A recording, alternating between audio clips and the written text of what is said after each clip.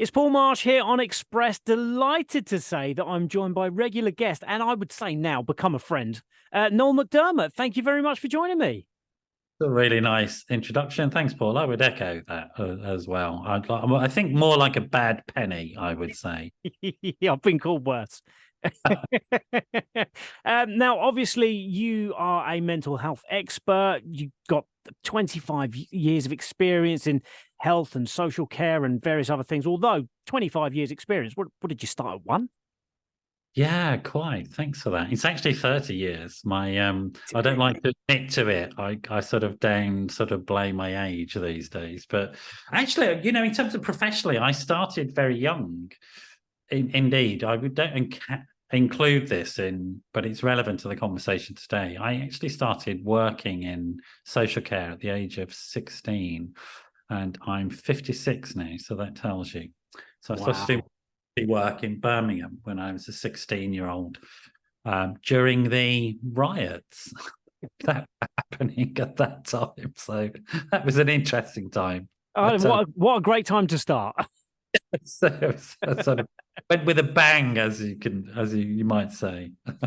Now, of course, it was World Mental Health Day on Tuesday, and we're going to be talking about men's mental health today because I think things are getting better. But I will be the first to say, as a man, I'm not always quick with coming out to talk about my issues and my concerns and my worries, because I think probably the same as a lot of men, I like to put on a bit of a brave front. I like to be jokey and happy and, I'll be okay. Don't worry about it and blah, blah, blah. But I know we are starting to talk a little bit more, but we're still not where we should be, are we? I think the fact that society in general is talking more about these issues is a really, really good thing. And there's a cohort of men, particularly younger men, who are learning more about emotional intelligence and relationships and health and well-being and psychological health. And those are really, really important things.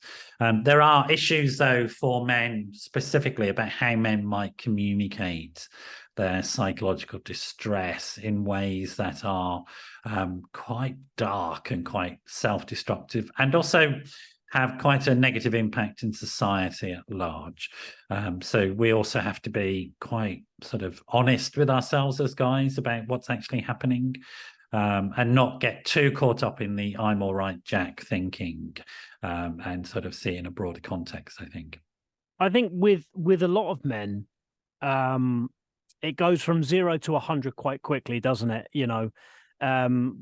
1 minute you're absolutely fine, and then unfortunately I have to say I've lost a few friends to to suicide.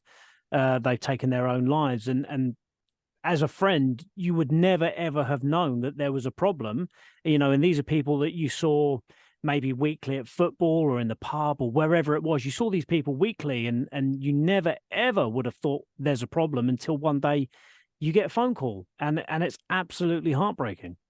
Yeah, it's there's some very sad statistics around death from suicide, where 75% of the deaths are men. And there's a number of reasons for that, which are around some of the issues that you sort of touched upon, which is that often men won't. It's not necessarily I don't want to talk about it. It's often, I think, with guys that they think it's not important. It's not serious enough yet to talk about it. But the issue is that by the time it's serious enough yet, it's probably too late. And I think we still haven't got the message across to guys in particular that with psychological distress, with mental ill health, with suicidal ideation, you want to catch it before it's a problem. And it's the prevention and the early detection which is important. It's not waiting until you've dug a hole, you've dived into it, and you've covered it in concrete so nobody can reach you. By then, it is too late almost. But it's not too late. I'm going to say very clearly, it's never too late. It just feels that way. And also, I think think about it like this. The way I like to think about it is most back problems are because you've used your back the wrong way over a long period of time. And then one day what you do is you bend over to pick up a pen from the floor and suddenly you're immobile. It's not the picking up the pen mobile, right? That'd be ridiculous. It's the fact that you haven't had good back use technique up until that point, and that pen is just the final thing that throws you out. And it's really important to think about it in that context, and particularly with mental health issues and psychological distress. Early signs and prevention are better.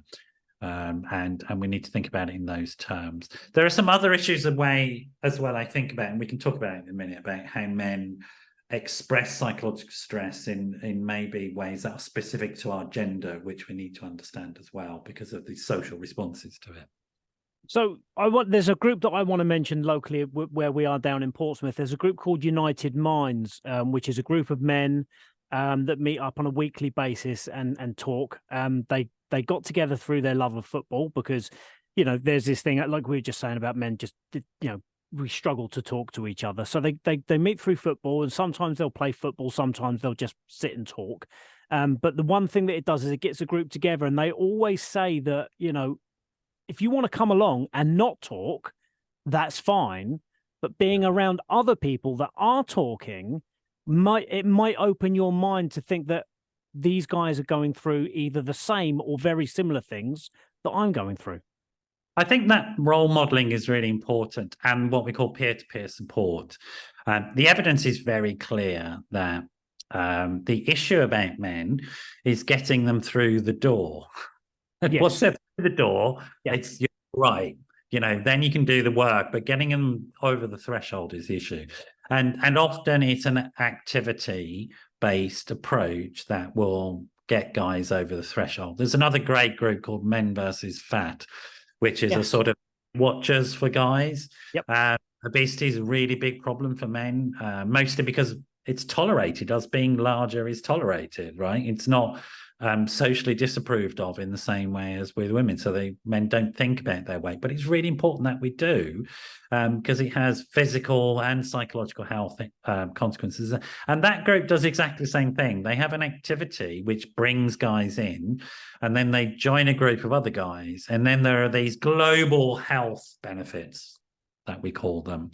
And again, they say, you don't need to really talk about stuff, but being in the company of other men is what's really important. And that's really important message to get across as well. If you're concerned about how do I help my mate, I think he's struggling, how do I help him? You don't need to be an expert. You don't need to be a qualified mental health practitioner. All you need to do is know how to talk about life, about yourself, share experience. Somebody the other day was asking me, how do you broach X subject, a difficult subject? And I said, you talk about your experience of that thing. Yeah.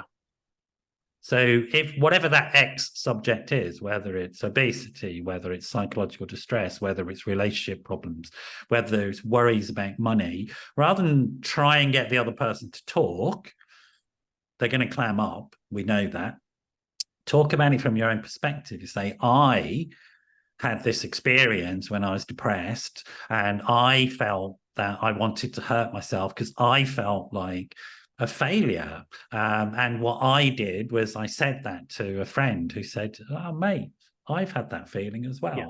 And when I told my mates about it and they told me, I stopped feeling like a failure and I realized it's normal. This is what happens. It's that modeling approach, particularly in groups, is hugely beneficial, and modeling with your mates. So if you're wondering if your mate is distressed, the best thing you can do is talk about how you've been distressed and how you've come through it. Yeah, I think the worst thing, especially I can only talk for myself, obviously, is we hate being told what to do, don't we? You should do this. You need to do that. Whereas if somebody tells you their own experience of what I did was and how I handled it was, you can either take that information and build your own version or, whatever you need to do. But when somebody is telling you what to do, I don't think that always goes down well. It doesn't, not unless people ask. So if somebody Yeah. asks for help, you can Yes. tell them. If somebody hasn't asked for help, they are either not going to notice that they'll be like, well, why are you telling me this? I haven't asked for your help. I don't need your help. Or they'll be defensive. So they'll be in denial or they'll be defensive. And creating what we call identification through sharing personal experience is a really good way to break through those types of defenses. We should remember, like denial, for example, or lack of insight into you've got a problem is one of the most powerful defenses to avoid reality.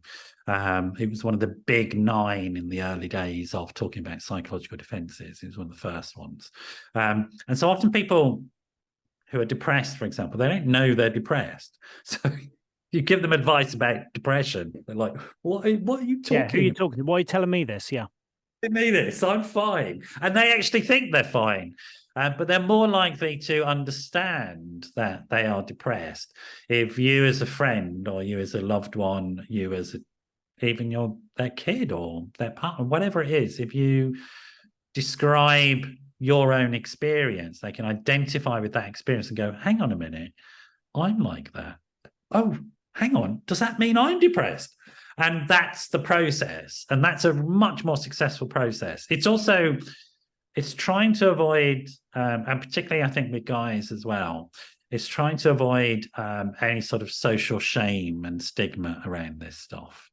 Because as soon as you start labeling somebody, when you tell somebody, give them advice or tell them what's wrong with them without them asking, its experience of being labeled and its experience as shaming and undermining, and shame in particular, social shaming and stigma, are powerful emotional mechanisms to make us avoid something. So shame, the reason why we've got shame, it's a gut reaction.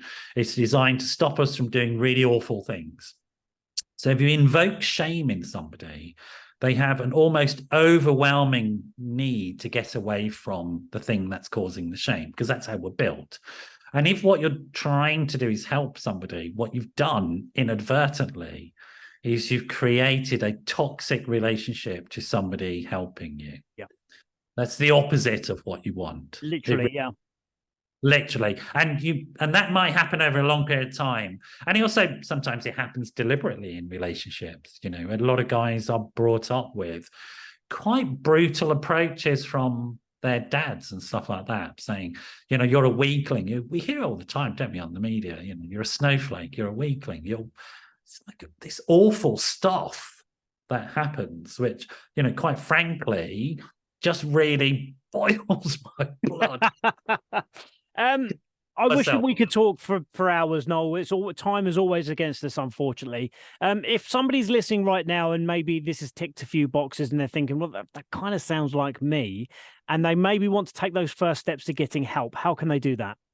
There's a bunch of ways. So your GP is always a good place. I would say start talking to people, the people that you're closest to.